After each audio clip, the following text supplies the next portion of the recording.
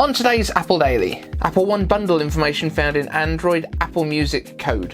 Samsung supplying a large number of foldable OLED display samples to Apple. And reimagining the Steve Jobs grid for Apple Silicon Macs. This is the Apple Daily. I'm David for Living on iPad, and I simplify Apple so everything just works for you. If you want the latest Apple news, rumours and leaks every weekday at 12 UTC, hit like on this video, subscribe to the channel and ring the bell so you don't miss a thing. And if you do all that, let me know in the comments so that I can give you a big shout out in the next video. Notification squad, you will get your shout outs at the end.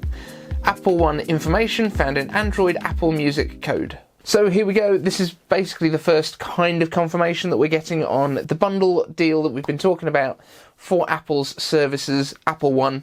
And of course, it's a bit of a weird one that the confirmation on an Apple product is coming from an Android app, because Android has access to Apple Music as its own app over there. So if you've got a subscription for your Mac, for example, but you happen to use an Android phone, which seems like a really weird combination to me because Apple stuff just works so well together, you are able to at least make use of that Apple Music subscription using your Android phone. Now, it does remind me of a line from Steve Jobs about iTunes coming to Windows being like a glass of ice water for the guys that are in hell. Bit mean. I think Steve was actually sitting next to Bill Gates at the time as well. Harsh burn, Steve. Harsh burn. But yes, this is the first little bit of semi-official, I guess, unless this is just Apple's developers trolling us.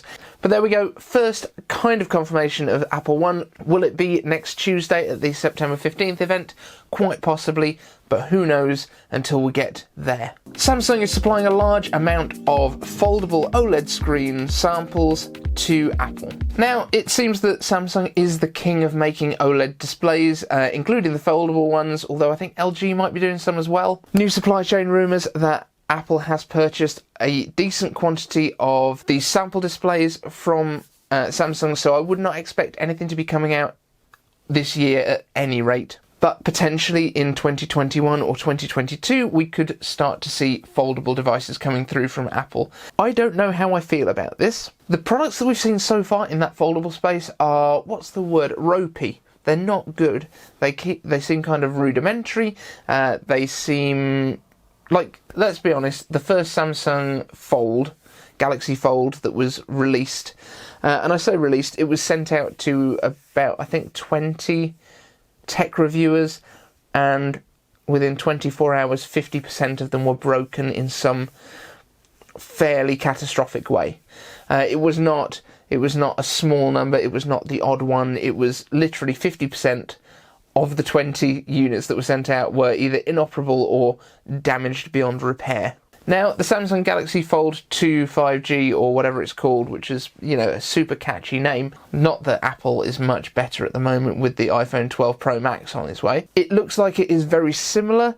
It uses, I think, a flexible glass instead of the plastic on the display surface. It looks like they've ironed out a lot of the issues, but I mean, there was things like there was grit getting behind the displays, there was all sorts of stuff, and this is the problem. Once you put a hinge into something, it's very difficult to seal it in any meaningful way. So the IP68 ratings that we've got used to on our iPhones would definitely disappear if we were moving over to a folding device. My intuition would be that this is not for necessarily an iPhone, but something that would be more akin to an iPad that you could keep in your pocket.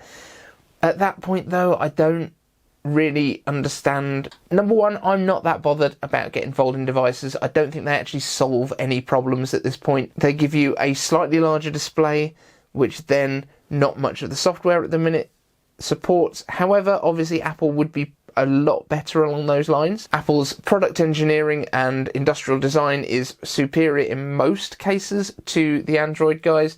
There are some really good Androids out there nowadays though, so it's not something that's as cut and dry as it used to be.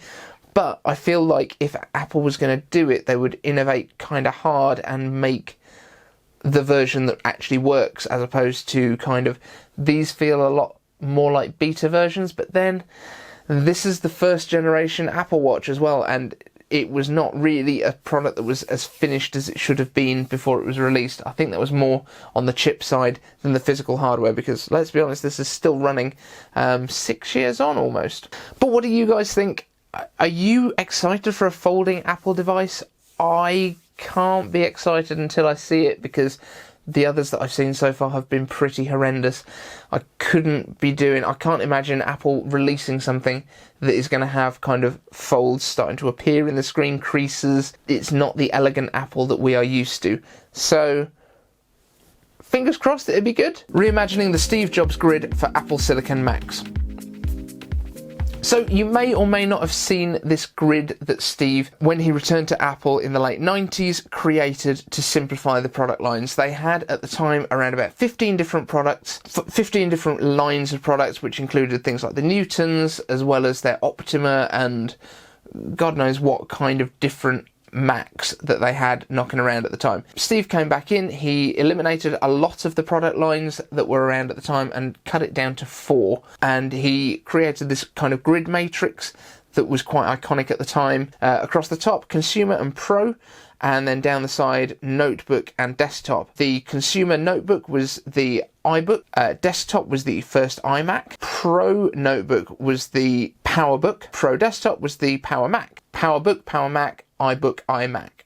Very simple, easy to know. Your iProducts are your consumer ones and your Power products are your Pro ones. Obviously, when you kind of translate that forwards into the Intel Macs that we ended up with, they renamed everything. So we ended up with the iBooks changed to MacBooks, the PowerBooks became MacBook Pros, the iMac stayed as it was, the Power Mac, which is the desktop, became the Mac Pro that we still use the name of today. There is a possibility that we may see new naming conventions coming in again, purely to help differentiate the Apple Silicon devices. I would be really quite a big fan of that. I think if you just say MacBook, that could go back to something like this. Hold on. Is a 2007 MacBook. This is the Black Book, in fact. Does it have any charge? But yes, this is the Apple Black Book. So it's got the illuminated logos. This is from 2007. It still works. I've now put an SSD in it because I'm a glutton for punishment. Managed to get OS X Lion installed on this bad boy. But when you say MacBook, it could be one of these. It could be the unibody MacBook that came out that looked a lot like the 13-inch MacBook Pros. It could be the last generation, the 2015 12-inch MacBooks. There's just a lot of products with that MacBook name, and obviously if you're trying to do an internet search for a MacBook, you type MacBook in, it will also come up with MacBook Air and MacBook Pro and all the other stuff that kind of fits into that category. So yes, from my excellent diagram there, which I've used Scribble for, you can see this setup, and I think it's going to be important when we go over to Apple Silicon Macs that we kind of simplify it out as much as we can. There should be a MacBook, a MacBook Pro. There should be one processor in each. And then with the iMac and the Mac Pro, I don't see the Mac Pro being updated for a little while yet, because a lot of people have just spent, £56,000 or more on one of these things for creating their movies, and will be quite annoyed if they have to replace it to get an iPad processor in there. But could we see some of that power of the Mac Pro coming to a Mac Mini format? The Mac Mini is actually a really good option, and perhaps we heard rumours probably a couple of years ago, I think it was before the 2018 refresh, that there was a modular Mac Mini coming out that would have like a smart connector essentially built into the top and bottom of each Mac Mini, and you would be able to stack them to essentially double or triple or quadruple your power on a single workload. If you needed a more powerful Mac Mini, you would buy 2 Mac Minis, stack them one on top of the other, and the system would kind of allocate all of the tasks out to the multiple processors and the RAM that was spread through as it needed to. But I am really excited to see what the first 4 products are that fill that grid. I don't expect that we'll get the full grid filled up this year, but let me know in the comments. I know I've asked this before, but if you're waiting on an Apple Silicon Mac, which one would you like? Let me know in the comments. And notification squad time. You guys in my notification squad are my favourite people. If you want to join the notification squad, like the guys that are going to be mentioned in just a second, make sure that you subscribe to the channel and ring the bell so that you get notified as soon as new videos go live. We do tend to have a chat as the videos are going live. The two members joining the notification squad today are Werner Weiss, I'm going to go with that, and King Diffius.